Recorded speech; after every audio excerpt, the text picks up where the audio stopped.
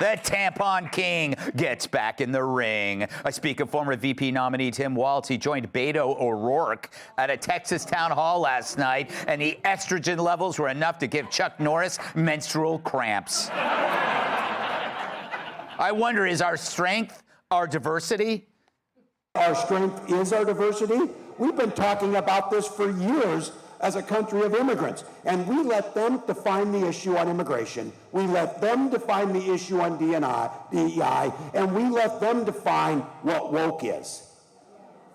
We got ourselves in this mess because we weren't bold enough to stand up and say, you damn right we're proud of these policies. We're going to put them in, and we're going to execute them.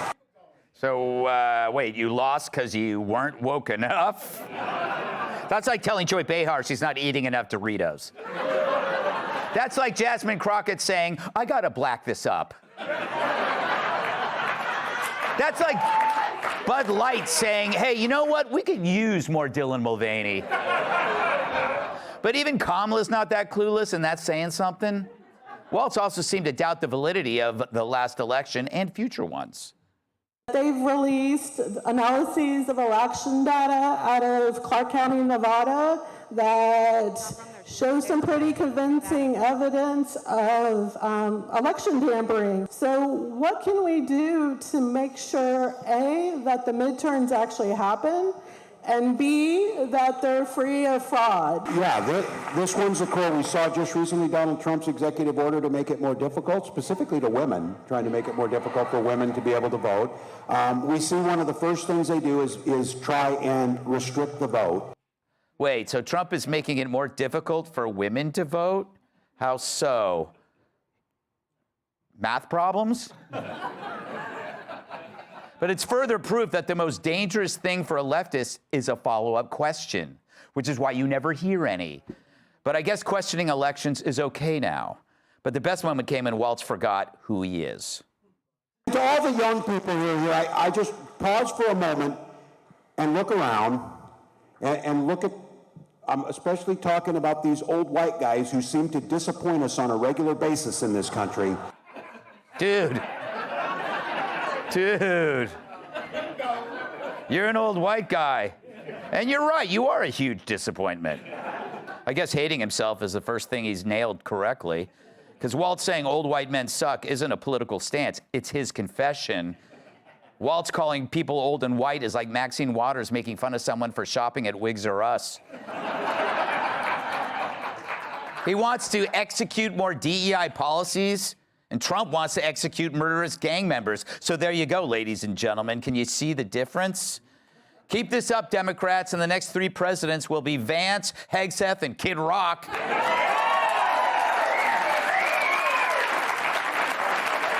The Dems will still be pushing the same woke garbage while Barron Trump's getting sworn in. But I'm thinking there's only one explanation for Tim spewing nonsense like this.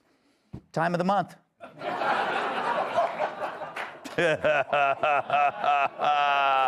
Hotep, who do you think he's talking to? Like, what is the audience for that?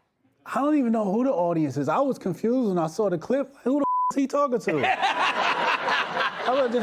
He's operating on some old program, but the big issue here is he's trying to criticize Trump. That was like supposed to be a jab at Trump being an old white guy or whatever.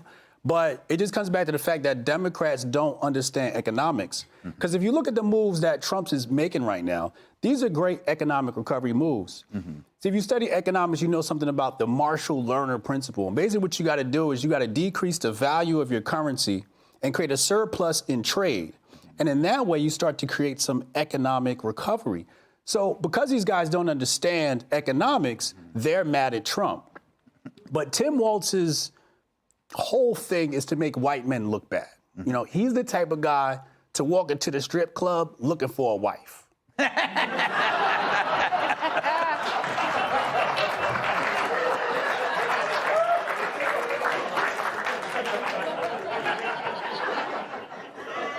And oddly enough, it's Chippendales.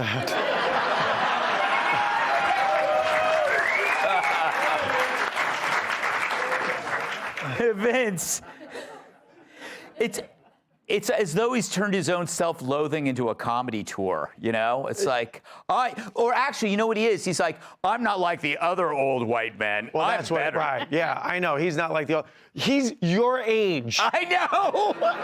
He's 4 years older than me. And it's like, no, dude, you're talking about yourself. And then I love it because in one breath, it's like he's talking about old white men like it doesn't apply to him because if you have a D in front of your name and that's it, it doesn't apply to you. Yes. And he's like, we should have embraced woke and DEI more.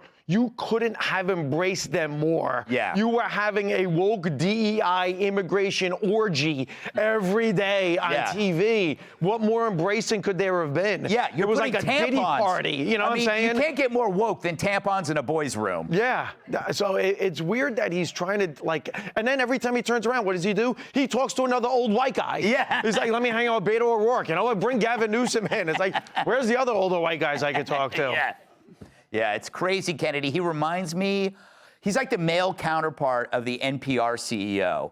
You know, the white liberals who make these blanket statements about all white people, but they're like, I'm above it. By condemning white people for being racist or stupid, they're the exception. I'm your white savior. He's a crusty white savior. He is. Yeah. He's like a scratch and sniff sticker of mold. you know, you can just go, whoo! I mean, he makes Bernie Sanders look hip and hot. Yeah. Yeah, and I don't know who he's talking to Hotep's point, and I don't know who it's working on. Yes. You know, it's like, oh, I'm so strong right now. I can have a WWE match with any of these bros in the manosphere, and they know I'd whoop them. Yeah, I'd do it. Never mind my hernia and my gout. I'd cream them. And I love the thought that he went into a strip club and saw Wendy. And she was like, turn the page. Put the dollar in my G-string.